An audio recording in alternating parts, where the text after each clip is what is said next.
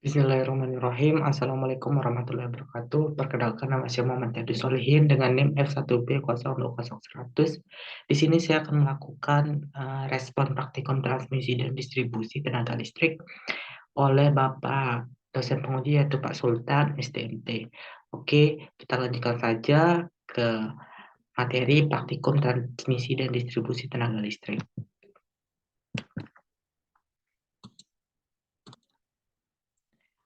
Oke, di sini ada beberapa percobaan, yaitu percobaan pertama adalah saluran transmisi menengah dan kompensator, kemudian percobaan kedua yaitu transformator 3 fase, percobaan ketiga yaitu sistem distribusi 3 fase, dan percobaan keempat yaitu energi metering. Oke, percobaan pertama yaitu saluran transmisi menengah dan kompensator. Saluran saluran transmisi menengah dan kompensator, sub-satunya yaitu eh, transmisi menengah, yaitu sistem penyaluran transmisi adalah penyaluran energi listrik dari suatu tempat ke tempat lainnya atau dari pembangkit listrik ke gardu induk sebelum energi listrik ditransmisikan. Hal pertama yang harus dilakukan adalah menaikkan tegangan yang disuplai dari generator menjadi 70 kV, atau 150 kV, atau 500 kV, sebab tegangan yang dikeluarkan dari generator hanya berkisar antara 6,6 kV sampai 24 kV. Menaikkan tegangan berfungsi untuk mengurangi rugi daya pada saluran transmisi dan untuk mengimbangi jauhnya jarak saluran transmisi. Kemudian, listrik ditransmisikan melalui saluran udara tegangan tinggi atau SUTT atau melalui saluran tegangan ekstra tinggi atau SUTET. Kemudian saluran transmisi menengah didefinisikan sebagai saluran transmisi yang mempunyai panjang lebih dari 80 km atau kisaran sampai 250 km. Yang kedua yaitu kompensasi kompensator, yaitu kompensasi dimaksudkan untuk mengontrol tegangan kerja di setiap titik sepanjang saluran, memperkecil panjang elektrik dari saluran sehingga menaikkan batas stabilitas dan untuk menaikkan kapasitas saluran. Alat-alat kompensasi pada saluran adalah reaktor shunt, kapasitor seri atau gabungan dari keduanya. Kompensasi dari reaktor shunt biasanya digunakan pada saluran transmisi jarak menengah dan kompensasi dengan kapasitor seri atau dikombinasikan reaktor shunt dan kapasitor seri yang digunakan pada saluran yang lebih panjang. Mari kita coba ke percobaan kedua yaitu transformator 3 fase. Definisi materi ketiga yaitu transformator. Transformator adalah suatu alat listrik yang dapat memindahkan dan mengubah energi listrik dari satu atau lebih rangkaian listrik ke rangkaian listrik yang lain dengan frekuensi yang sama melalui suatu gandengan magnet dan berdasarkan prinsip induksi elektromagnetik. Secara konstruksinya, transformator terdiri atas dua kumparan yaitu primer dan sekunder. Bila kumparan primer dihubungkan dengan sumber tegangan bolak-balik, maka flux bolak-balik akan terjadi pada kumparan sisi primer. Kemudian flux tersebut akan mengalir pada inti transformator. Dan selanjutnya flux ini akan mengimbas pada kumparan yang ada pada sisi sekunder yang mengakibatkan timbulnya flux magnet di sisi sekunder, sehingga pada sisi sekunder akan timbul tegangan.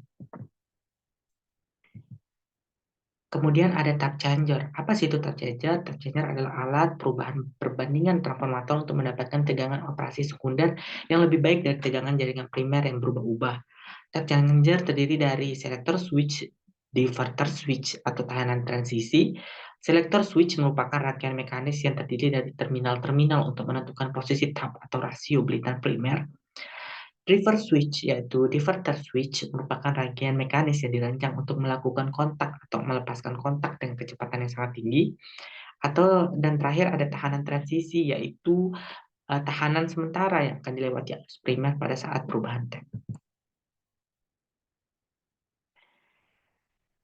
Transformator 3 fase. Kita lari ke ketiga yaitu transformator 3 fase. Apa sih itu transformator 3 fase? Pada umumnya digunakan untuk menyalurkan tenaga listrik pada sistem tenaga 3 fase atau arus bolak-balik. Pada sisi primer dan sekunder masing-masing mempunyai lilitan yang identik dengan 3 buah transformator 1 fase. Yang ujung kumparan primer dan sekunder dapat disambungkan atau dihubungkan secara bintang atau segitiga. Kadang-kadang untuk suatu maksud tertentu sisi sekunder dihubungkan secara zigzag.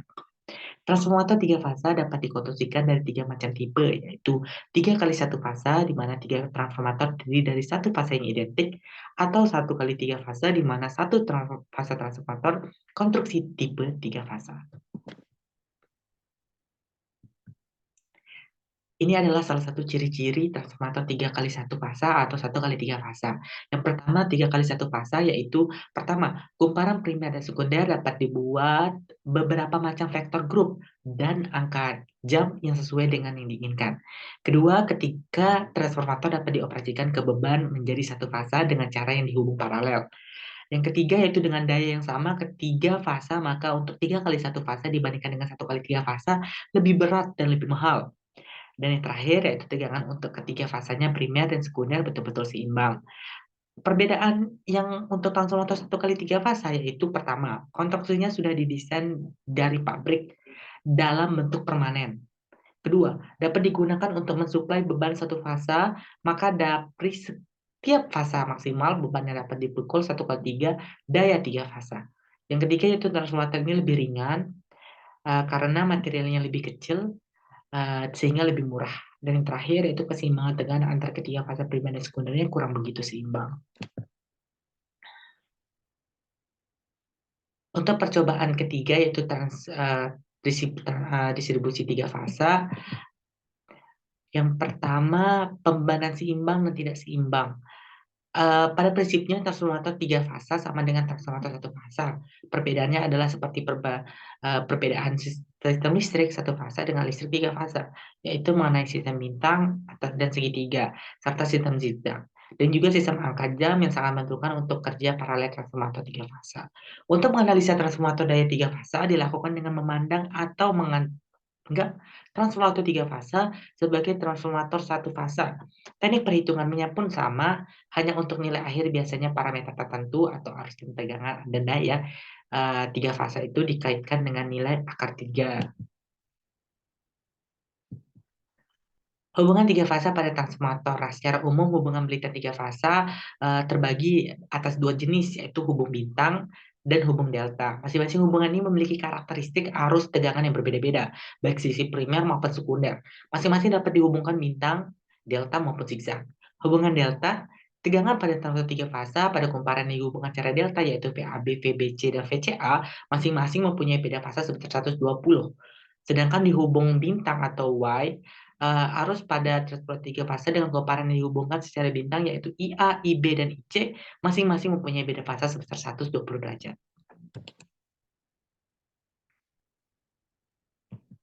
Rangkaian beban tiga fase seimbang, ini dimaksud dengan rangkaian adalah satu keadaan di mana, oke kita lanjutkan saja, maka rangkaian beban tiga fase tidak seimbang.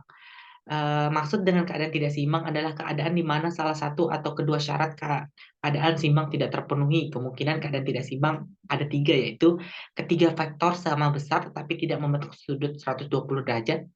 Kedua, ketiga faktor tidak sama besar tetapi membentuk sudut 120 derajat. Ketiga faktor tidak sama besar dan tidak membentuk sudut 120 derajat. Perbaikan faktor daya berkaitan dengan daya listrik, yaitu daya aktif, daya reaktif, dan daya semu ya. Daya aktif dulu nih. Daya aktif adalah daya yang mempunyai daya terpakai untuk melakukan energi sebenarnya. Satuan daya aktif adalah watt. Persamaan untuk mendapatkan nilai daya aktif dalam sistem satu fasa adalah sebagai berikut. Daya sama dengan V kali I kali cos P. Kemudian daya reaktif yaitu jumlah daya diperlukan untuk membentukkan medan magnet. Dari pembentukan medan magnet maka akan terbentuk flux magnet. Jadinya rumus yang didapatkan adalah Q sama dengan V kali I kali sin Q. Kemudian daya semu. Daya semu adalah daya yang dihasilkan oleh perkalian antara tegangan root mean square atau RMS dan arus RMS dalam suatu jaringan atau daya yang merupakan hasil penyebelahan trigonometri dari daya aktif dan daya reaktif. Perbaikan faktor daya.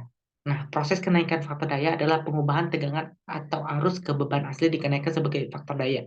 Alternatifnya, perbaikan faktor daya dapat dilihat sebagai penambahan elemen reaktif atau penambahan kapasitor secara paralel dengan beban untuk membuat faktor daya mendekati 1. Nah, sekarang kita beralih ke percobaan metode percobaan 4 yaitu energi metering. Ada 3 sub yaitu konstanta meter pada maksimum demand indikator, kedua konstanta meter pada KWH meter dan kvar meter, dan terakhir yaitu menghitung daya dengan konstanta meter. Apa sih itu konstanta meter pada maksimum indikator? Pengertian maksimum demand indikator adalah daya maksimum saat yang dikonsumsi selama jangka waktu tertentu untuk menyediakan energi yang cukup untuk semua beban yang terhubung ke sistem-sistem produksi dan distribusi arus. Dilengkapi dengan instrumen untuk menentukan permintaan maksimum konsumen setiap saat. Hal ini dapat dilakukan dengan menggunakan instrumen yang disebut indikator permintaan maksimum atau MDI, sedangkan daya terbesar yang dibutuhkan oleh beban pada stasiun listrik selama periode waktu tertentu disebut permintaan maksimum. Konsisten meter pada maksimum indikator. Prinsip kerjanya itu yaitu energi yang dikonsumsi selama periode waktu tertentu, integrasi yaitu 15 atau 30 menit ditunjukkan oleh pointer di papan-papan. Pointer didorong oleh pin. Setelah periode waktu ini, perangkat reset mulai bertindak dan membuat pin kembali ke posisi 0 seperti yang dijelaskan sebelumnya. Tetapi pointer terus menunjukkan bacaan yang sama. Pin mulai menunjukkan energi yang dikonsumsi dalam periode waktu yang berikutnya. Proses meter, KWH meter merupakan suatu alat yang digunakan oleh pihak PLN untuk mengukur dan menghitung jumlah pemakaian energi listrik yang dikonsumsi oleh pelanggan. Kecepatan putaran piringan pada KWH meter manual atau kecepatan konter digital pada KWH meter elektronik adalah sesuai dengan besar kecilnya daya listrik yang sedang mengalir pada saat itu.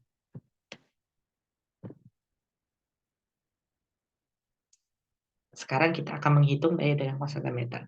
Daya listrik adalah kemampuan suatu peralatan listrik untuk melakukan usaha akibat adanya perubahan kerja dan perubahan muatan listrik tiap saluran waktu. Oke, mungkin itu saja hasil responsi praktikum TDTL tahun 2023 oleh Pak Sultan STMT. Saya Muhammad Yadus Solihin dengan NIM S1B00100 izin mengakhiri. Terima kasih. Wassalamualaikum warahmatullahi wabarakatuh.